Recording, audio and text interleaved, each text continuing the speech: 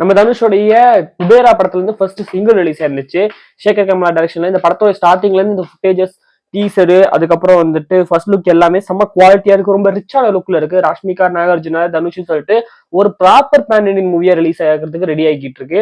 வழக்கமா pan Indian மூவிஸ்ல இப்ப வரக்கூடிய சின்ன சின்ன பேன் இண்டியன் மூவிஸ் ஃபர்ஸ்ட் வந்துட்டு சாங்ஸ் எல்லாம் வரும்போது ஃபர்ஸ்ட் அவங்க லாங்குவேஜ் ரிலீஸ் பண்ணிடுவாங்க. அதுக்கப்புறம் லேட்டா ரிலீஸ் பக்கத்துல வரும்போது மத்த லாங்குவேஜ் ரிலீஸ் பண்ணுவாங்க. லைக் இப்ப தகுலை பாத்தீங்கன்னா தமிழ்ல மட்டும் தான் அந்த சாங் ரிலீஸ் ஆயிருக்கு.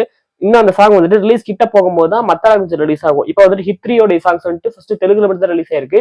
ரிலீஸுக்கு பக்கம் வர மாதிரி தான் மத்த லாங்குவேஜ் ரிலீஸ் பண்ணுவாங்க. பட் இந்த படம் ப்ராப்பர் பேன் இண்டியனா ஒரே டைம்ல எல்லா லாங்குவேஜும் ரிலீஸ் பண்றாங்க, எல்லா சாங்குமே. அப்படி பார்க்கும்போது இது ஒரு ப்ராப்பர் பேன் இண்டியன் மூவியா வந்துட்டு கன்சிடர் பண்ணி எடுத்துட்டு இருக்காங்க போல இருக்கு.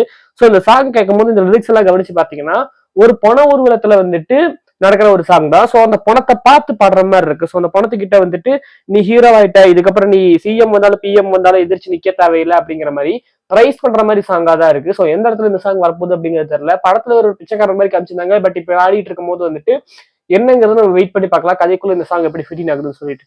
இந்த சாங் நீங்க கேட்டிருந்தீங்க அப்படின்னா உங்களோட ஒப்பீனியன் சாங் பத்தி அப்படின்னு சொல்லிட்டு கமெண்ட்ல சொல்லுங்க.